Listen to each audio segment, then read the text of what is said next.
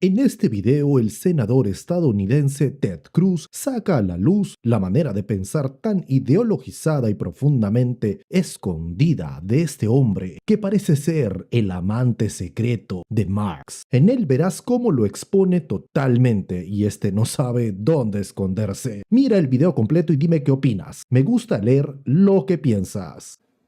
I was particularly intrigued by your statement to Senator Blackburn that you said you are not, in fact, a Marxist. And then you said, and I wrote it down, I have not praised Marxist ideas. Now, as you know, in law, there is the fact of evidence. And so let's go to something you wrote, an article that is entitled Centralized Property Theory, in which you wrote, it begins, it's on the front page of your law school newspaper.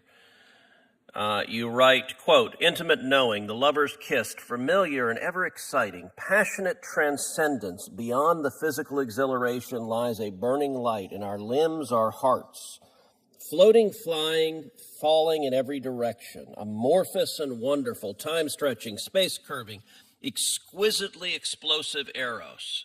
And yet I timidly tremble every time. Now, somehow this is about property, which is not immediately evident as to why, but later in the article you write, you say, property is not simply a relationship between an owner and an object of ownership. Property is primarily a complex relationship between people and secondarily regards the objects people exploit. Historically, three paradigms have dominated European notions of property. Locke appealed to the notion that labor points to who has the right to exploit property. Bentham relied on utility to dictate who has rights based on how the property is exploited. And Marx was plainly disgusted with the alienation that property imposed and its establishment of an us and them and haves and have-nots. Each theory alone denies important components of human experience. Among them are the ability to work, the need for personal privacy and boundaries, and uniquely diverse desires which spin us all in differing life directions. However, the process towards integrating all three may provide a framework for relationships that enhances each unique self. The aspiration towards intimate knowing, the intimate knowing of oneself and others, is a creative struggle towards redefining property. What the hell does that mean? Senator, when I was preparing and reviewing my materials for this hearing and for the process, I also have to admit that that writing was far from clear or articulate, and the poetry was definitely not good.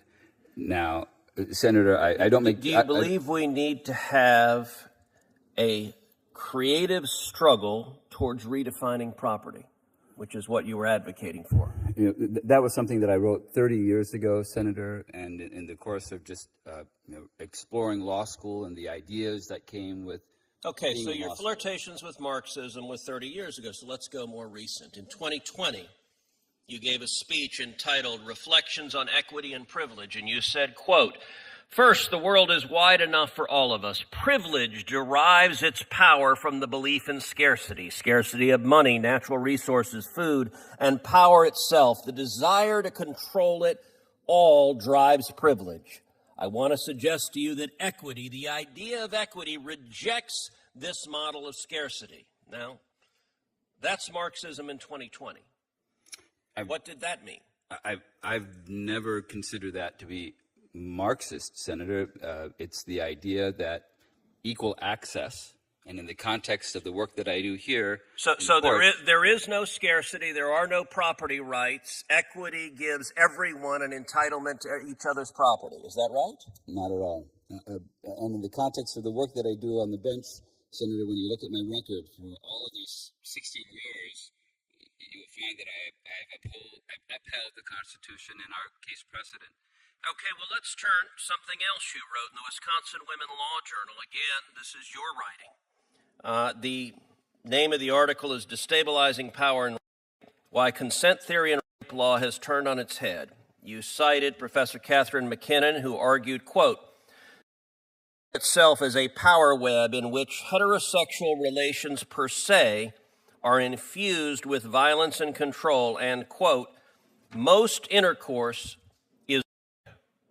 Now, her views are extreme, and yet, and when Senator Blackburn asks you about them, here at the hearing, when you want to be confirmed, you try to distance yourself from them. But here's what you wrote in the article. You embrace those views. You wrote, quote, I employ the view that rape is sex in order to focus on the significance of consent in rape law. The Sex Act is a per se without consent. In order to properly align the consent doctrine in rape law with consent in other areas of law, non-consent must be presumed. Do you believe that is a mainstream view, that heterosexual sex is rape?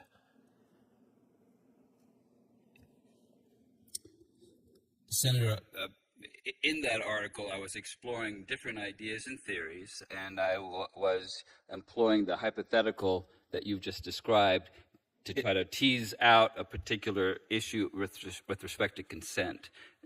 With respect to your last question... So you also quoted Professor McKinnon, who wrote, quote, sexuality is to feminism what work is to Marxism. Let me ask you again, what does that mean? Senator, I was summarizing different theories that people were presenting, so that way I could explain them and then employ an analysis with respect to the issue of what consent was in the context of back in 30 years ago. I think your views are far, far out of the mainstream. Es preocupante que alguien con un historial marcado por la exploración de ideas tan controvertidas sea considerado para ser juez de distrito. El nominado intenta justificar sus escritos y discursos como simples exploraciones académicas, pero sus respuestas generan dudas sobre su compromiso con los valores que sustentan una nación. Por ejemplo, sus propuestas sobre la propiedad privada sugieren redefinirla como una relación entre personas, dejando de lado la importancia del derecho individual. Estas ideas parecen inspirarse en teorías que cuestionan principios básicos como la libertad y los derechos personales. Además, en discursos recientes, ha defendido conceptos que sugieren que el privilegio se basa en una idea artificial de escasez, lo que muestra que este tipo de pensamiento sigue presente en su visión actual. Otro tema preocupante es su enfoque sobre las relaciones humanas y el consentimiento, donde utiliza lenguaje que trivializa temas importantes y podría llevar a interpretaciones confusas en la aplicación de la ley. Estas posturas reflejan una visión distante de las realidades prácticas que enfrenta una sociedad y de los valores compartidos por la mayoría de los ciudadanos. ¿Y tú qué opinas? Déjamelo saber en los comentarios. Y aquí culmina este video. Si te gustó, puedes darle like, comenta el video y compártelo. Asimismo, si te gusta este tipo de contenido, te comento que tengo más videos similares que podrían gustarte muchísimo. Así que suscríbete a mi canal. Muchas gracias. Hasta luego.